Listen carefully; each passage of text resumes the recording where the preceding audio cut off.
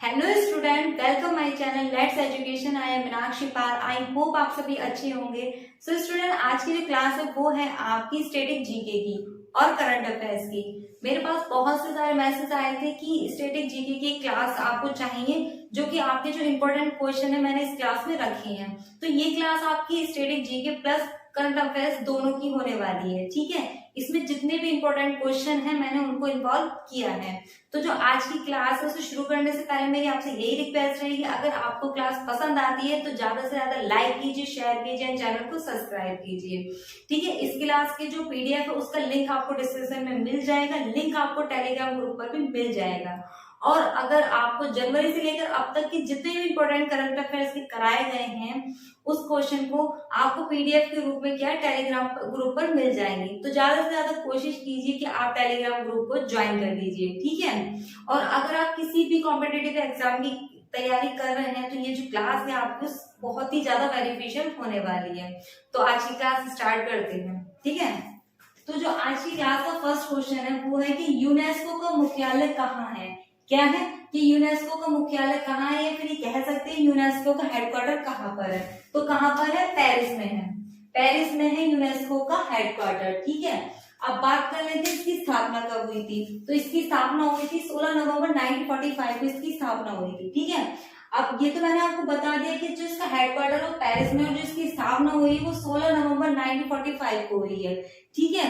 अब बात कर लेते हैं यूनेस्को की फुल फॉर्म की, ठीक है। तो यूनेस्को की फुल फॉर्म क्या है? United Nation Educational Scientific Culture Organisation. क्या है? क्या United Nation Educational Scientific Culture Organisation, क्या है इसकी फुल फॉर्म है यूनेस्को की, ठीक है। इसकी स्थापना मैंने आपको बता दी है 16 नवंबर 1945 को हुई है और जो इसका हेडक्वार्टर वो कहाँ पर है? पेरिस में है, ठीक है।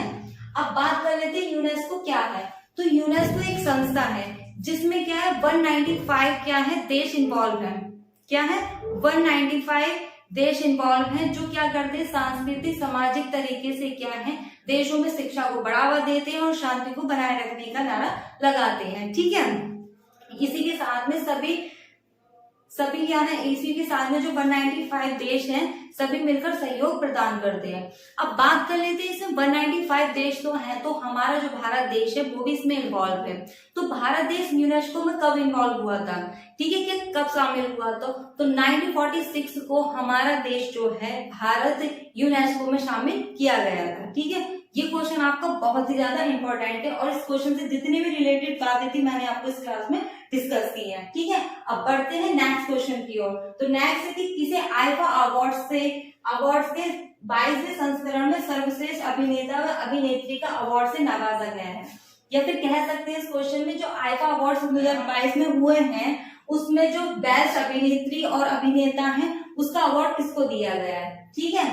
तो जो सर्वश्रेष्ठ अभिनेता है वो है विक्की कौशल। विक्की कौशल को जो उधम सिंह इनकी मूवी आई थी उसके लिए क्या सर्वश्रेष्ठ अभिनेता का अवार्ड से नवाजा गया है, ठीक है। अब बात कर लेते हैं सर्वश्रेष्ठ अभिनेत्री, तो वो कौन है? कृति सनन बनी है 2022 की। इनकी एक मूवी आई थी मेरी, तो उसके लिए क्या है इनको सर्वश्रेष्ठ यानी कि बेस्ट अभिनेत्री का अवार्ड से नवाजा गया है। अब बात कर लेते हैं सर्वश्रेष्ठ निर्देशक या डायरेक्टर, तो वो कौन बने हैं? विष्णुवर्धन बने हैं शेरशाह मूवी के लिए, ठीक है। ये क्वेश्चन भी आपको बहुत इंपॉर्टेंट है। नेक्स्ट क्वेश्चन की बात करते हैं। तो नेक्स्ट क्वेश्चन है a little boy of India book किसने लिखी है। ये बुक जितनी भी है बहुत ही ज्यादा इंपॉर्टेंट है, ठीक है। क्या है? A little boy of India book किसने लिखी है? तो किसने लिखी है? रस्किन बॉन्ड ने लिखी है इस बुक को, ठीक है। इसके साथ साथ मैं आपको बताती थी 2-3 जो बुक्स हैं वो बहुत ही ज्यादा इंपॉर्टेंट है आपके एग्जामिनेशन व्यू से, ठीक है। सेकेंड आपकी ममता बियॉन्ड 2021 बुक किसने लिखी है? तो किसने लिखी है? जयंत घोष ने लिखी है, Jayant Ghosh. Modern India book किसने लिखी है? पूनम दलाल दहिया ने लिखी है। किसने लिखी है? पूनम दलाल दहिया ने लिखी। कौन सी? मॉडर्न इंडिया बुक, ठीक है। अब बात कर लेते हैं ये वाली बुक क्या है? गांधी के हत्यारे यानी कि the making of Nathuram Godse and his idea of India. क्या है बुक का नाम? गांधी के हत्यारे the making of Nathuram Godse and his idea of India की बुक किसने लिखी है? धीरेन्द्र के झा ने लिखी है। किसने लिखी है? धीरेन्द्र के झा ने लिखी है। ये जितनी भी बुक मैंने आपको बताई है बहुत ही इंपॉर्टेंट है आपके एग्जामिनेशन के लिए, ठीक है। अब बढ़ते हैं नेक्स्ट क्वेश्चन की ओर। नेक्स्ट क्वेश्चन है तो सर्वोत्तम के ब्रांड एम्बेसडर कौन बने हैं? तो कौन बने? सैफ अली खान बने हैं। क्या है? सर्वा कौन? एक कंपनी है स्टेबलाइजर की, जिसके ब्रांड एम्बेसडर कौन बने? सैफ अली खान बने। ये हाल ही में बने हैं। ठीक है, उसके साथ साथ ही Tata life insurance, Tata life insurance के ब्रांड एम्बेसडर कौन बने हैं? नीरज चोपड़ा बने हैं। नीरज चोपड़ा टाटा लाइफ इंश्योरेंस की भी उसके साथ साथ में एक कंपनी है प्लांट बेस्ड मीट कंपनी है गुड डॉट। क्या है? प्लांट बेस्ड मीट कंपनी है गुड डॉट, उसके भी जो है ब्रांड एम्बेसडर कौन है? नीरज चोपड़ा जी हैं। ठीक है, नीरज चोपड़ा के बारे में आप सभी जानते हैं कि वो ओलंपिक विजेता है। ठीक है, अब बात कर लेते हैं नेक्स्ट फिनो पेमेंट बैंक। जो फिनो पेमेंट बैंक के ब्रांड एम्बेसडर कौन है? पंकज त्रिपाठी है। कौन है? पंकज त्रिपाठी। और कॉइन डीसीएक्स, ये कॉइन डीसीएक्स एक क्रिप्टो करेंसी वाली कंपनी है, एक ऐप है जिसके ब्रांड एम्बेसडर कौन बने?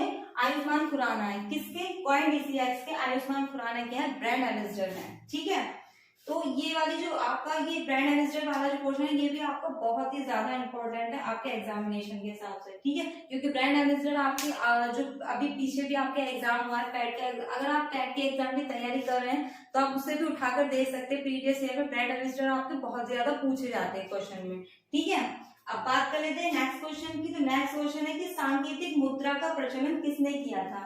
क्या है? सांकेतिक मुद्रा का प्रचलन किसने किया था? मोहम्मद बिन तुगलक ने किया था। किसने किया था? मोहम्मद बिन तुगलक ने किया था। ये तुगलक वंशज का राजा था। ठीक है, अब बढ़ते हैं अपने नेक्स्ट क्वेश्चन की ओर। क्वेश्चन है आपका कि कोणार्क का सूर्य मंदिर किसने बनवाया था? क्या है? ये हिस्ट्री से क्वेश्चन है आपका। क्या है? कोणार्क का सूर्य मंदिर किसने बनवाया था? किसने बनवाया था? नरसिम्हा प्रथम ने बनवाया था कोणार्क का मंदिर। ठीक है, आपको पता होगा ये एक सूर्य के आकार का बना हुआ है। ठीक है, इसमें 7 घोड़े हैं जो रथ को एक तरीके से मंदिर को खींचते हुए दिखाए गए और बहुत ही खूबसूरत ये मंदिर है। ठीक है, और कहाँ पर है ये आपको पता होना चाहिए। आपको ये उड़ीसा के भुवनेश्वर में बना हुआ है। कहाँ? कोणार्क मंदिर। ठीक है, किसने बनवाया था? नरसिम्हा प्रथम ने इसको बनवाया था।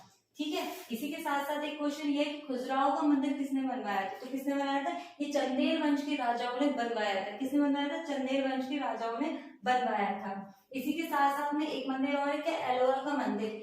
ये एलोरा का गुफा, ये एलोरा का मंदिर किसने बनवाया था? तो कृष्ण प्रथम ने इसको बनवाया था। ये कुछ इंपॉर्टेंट मंदिर हैं जो अधिकतर आपको एग्जामिनेशन में देखे जाते हैं। तो ये इंपॉर्टेंट क्वेश्चन थे, इसीलिए मैंने इसको रखा गया है। ठीक है, तो मैंने आपके तीनों को नाम बता दिया। एलोरा मंदिर किसने बनवाया? कृष्ण प्रथम ने बनवाया है। ठीक है, अब बात नेक्स्ट क्वेश्चन है आपका कि राजतरंगिणी पुस्तक के लेखक कौन है? क्या है? कि राजतरंगिणी पुस्तक के लेखक कौन है? तो कौन है? कल्हड़ है। कौन है? कल्हड़ है राजतरंगिणी पुस्तक के लेखक। ठीक है, उसी के साथ में एक बुक है आपकी यानी कि गीत गोविंद। क्या है? गीत गोविंद पुस्तक के लेखक कौन है? जयदेव हैं। गीत गोविंद किसने लिखी है? जयदेव ने लिखी है। उसी के साथ साथ एक बुक ये है कि किराता जूनियम जो बुक है आपकी यानी कि पुस्तक है वो किसने लिखी है? भारवी ने लिखी है। किसने लिखी है? भारवी ने लिखी है।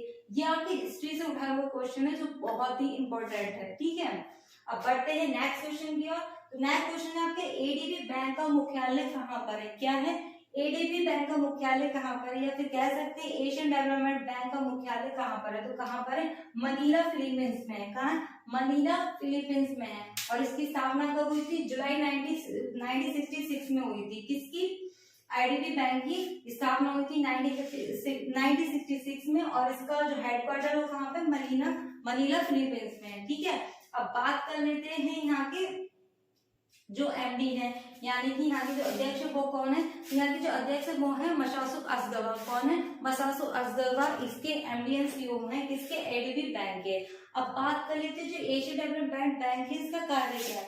तो एशियन डेवलपमेंट बैंक एक ऐसी बैंक है जो विश्व में किसी भी देश को मतलब कि एक तरीके से कर्ज दे सकती है। यदि हमारा देश या कोई भी अन्य देश किसी भी मुसीबत में है और वो किससे लेता है कर्ज?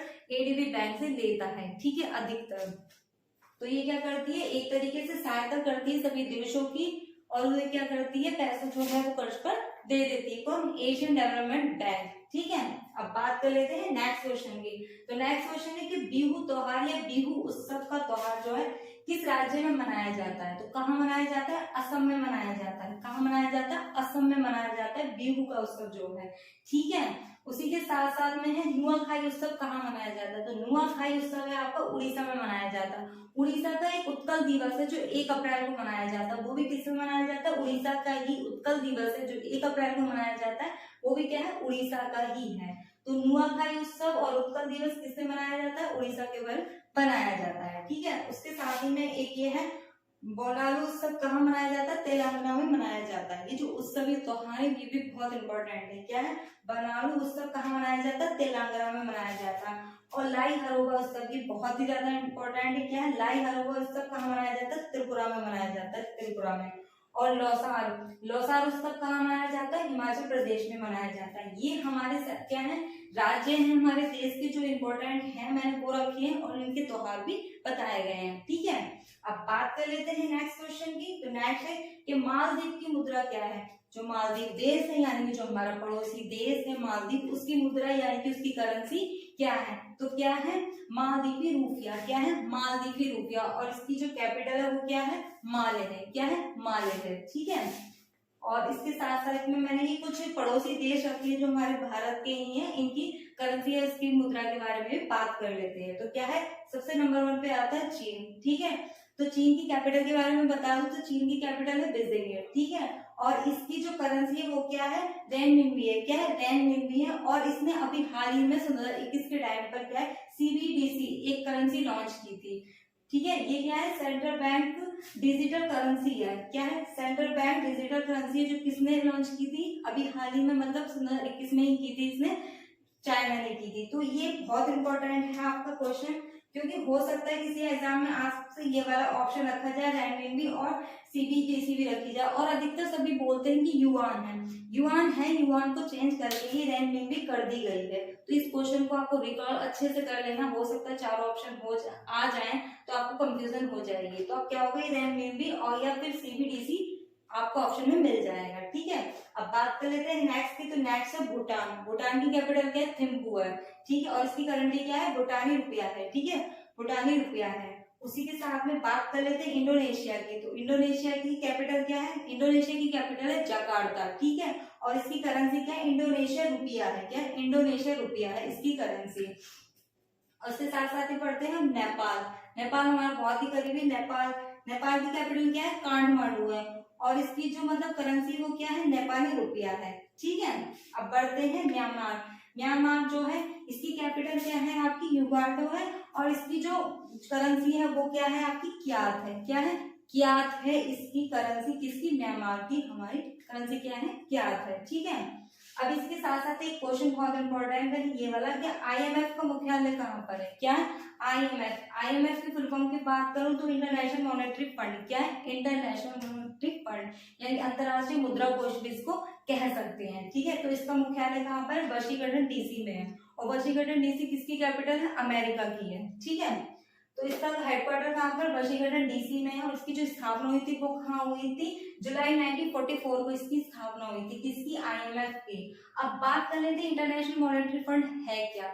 तो जो आपका ये इंटरनेशनल मॉनेटरी फंड है ये एक तरीके का ऐसा फंड या मुद्रा कोष है जो देशों में, अन्य देशों में क्या है, गरीबी को कम करने के लिए और जो गरीबी रेखा से देश गुजर रहे हैं उनकी मदद करने के लिए इसको बनाया गया है। ठीक है, किसको, इंटरनेशनल मॉनेटरी फंड को। ठीक है, अब बात कर लेते हैं इसके एमडी और सीओ की। तो वो कौन है यहाँ की, क्रिस्टीना जॉर्जिया है। कौन है, यहाँ की जो एमडी है किसकी, इंटरनेशनल मॉनेटरी फंड की, वो कौन है, क्रिस्टीना जॉर्जिया है। ठीक है, सो स्टूडेंट ये थे आपके स्टैटिक जीके के और करंट अफेयर से कुछ इंपॉर्टेंट क्वेश्चन। ठीक है, जो मैं करंट अफेयर्स आपको कराती हूँ उसके साथ साथ में आपका जीके भी कवर करती हुई चलती हूँ। आप नोटिस करना हर क्लास में एक क्वेश्चन के साथ में जितनी भी इंफॉर्मेशन होती है मैं आपको वही देती हूँ, और वही जो इन्फॉर्मेशन होती है वही आपका जीके का काम करती है। तो आपकी जो मेरी एक ही क्लास है बहुत ही ज्यादा इंपॉर्टेंट है।